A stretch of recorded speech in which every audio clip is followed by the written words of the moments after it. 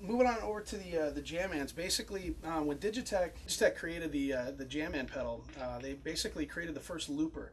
It was about 20 years ago, and it was basically a looper that allowed you 8 seconds of delay to be able to loop with. They've come a long way since then, and looper pedals have become very popular to use. There's a lot of bands that use them now, like Russian Circles and stuff, where basically they not only use it to write the songs, they use it when they perform live, they use it when they're in the studio. And over the years, a lot of companies have taken little bits and pieces of ideas from Digitech's Jamman pedals to create their own, to be more competitive. So this year, Digitech decided to come out with a new series of looper pedals that would completely blow away the competition. They basically, no one would have anything on them. And how they did this is, first off, each one of the Jamman pedals, whether it's the Jamman Solo, Jamman Stereo, or Jamman Delay, those three that are up there on the shelf right there, it doesn't matter which one of those pedals it is, they all have 35 minutes worth of onboard memory for recording and 99 presets.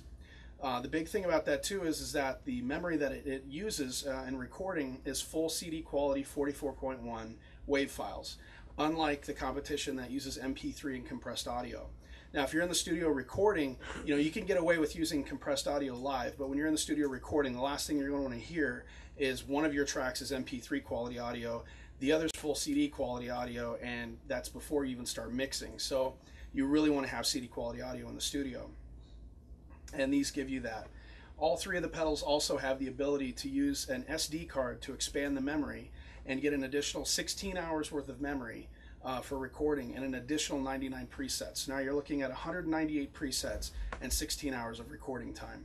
And basically, I mean, there's no one that's going to use that. They wanted to create something that basically, no one's going to come in the music store looking for something that does 17 hours of recording time.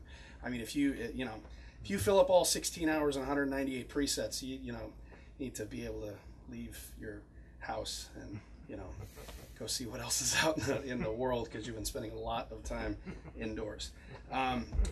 Basically, by having that much memory to be able to use and that many spaces to be able to record to, it's going to get kind of confusing as to which loop is what. So they give you a free software called the Jam Manager. It's free for download on Digitech's website for Mac or PC. And the software, it looks a lot like iTunes. It's basically going to allow the user to go in, import any WAV file. Doesn't matter if it's something you created in Cubase or the Acid program or any one of the looper programs that are out there. Import that WAV file into the computer, arrange them all in the order that you want them in, and then create set lists. And then per night, as your set list changes, you just hook your pedal up via USB into the computer, and it'll dump that set list down into your Jamman. So now all the loops are going to be in the order that you want them in.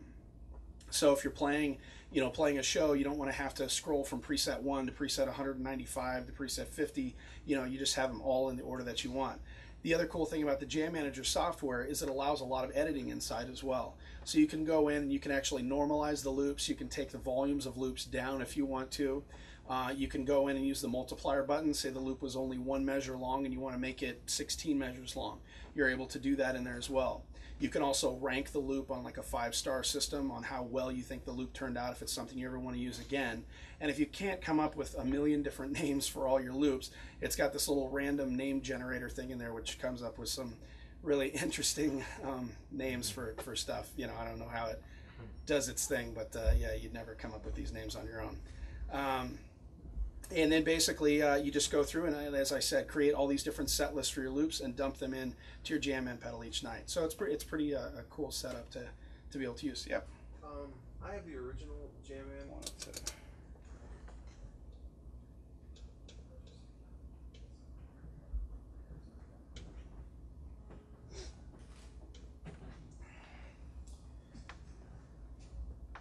So there's two different ways to record a loop in here. You can either just start it out and just start hitting record, or you can use the quantize feature. The quantize feature, basically you do a tap tempo to get your tempo in there, and it'll give you some sort of percussion sound. You've got 10 different ones to be able to choose from. And once you get the tempo down, when you hit record, it's going to give you a 4 count in, and then you start playing.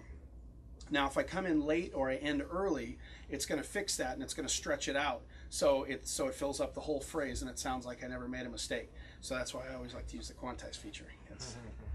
I can make mistakes. So let's see here.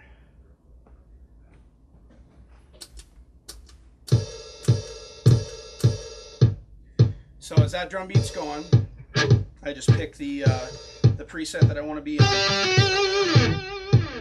and then I come in and hit record. It'll give me a 4 count. As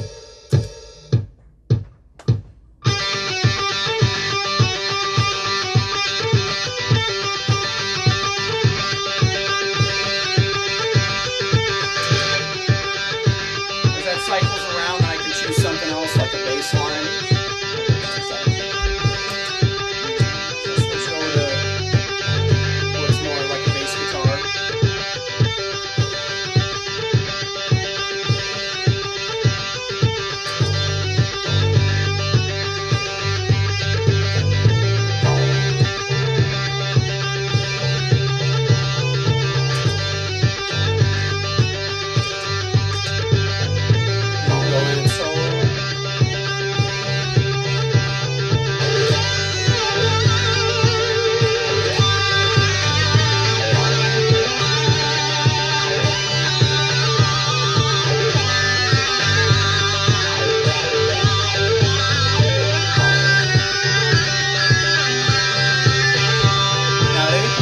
I can switch over to the chorus of the song, and until it reaches the end of the phrase, it's just going to blink on the jam man. Once it reaches the end of the phrase, it's going to seamlessly switch over to the next preset. So if I hit it right now, it's just going to blink and it's going to come in right here.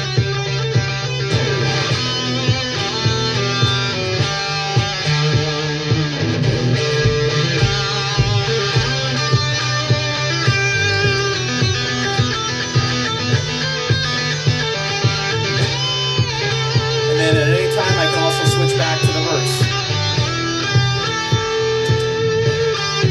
So it's just going to blink till it hits that verse.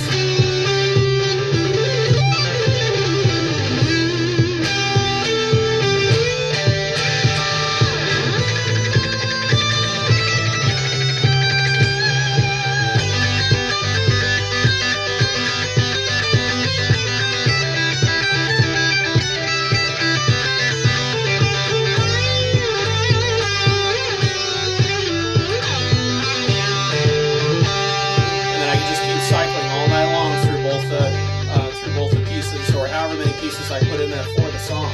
You can even like mix tunes up, and again, like I said, if you're playing and nobody even cares because they're eating their dinner or talking or doing whatever, it's just more to amuse yourself than anything. So, and at the end of it, if I wanted to stop it on this one, I have it set up to do a fade out. So when I hit stop, it's just going to slowly fade out. So if I don't have the percussion metronome beat going on in there the whole time, then I could go in and say, if I wanted to fade it out, then again, I could crossfade it into some other part or something else. If I'm just doing a lot of ambient stuff, and if I have like a keyboard hooked into it, or a pedal that gives me like a synth sound or something on my guitar, I could be crossfading those things and just doing some really cool transitions that normally you wouldn't be able to if you just had to stop the loop at the end of it.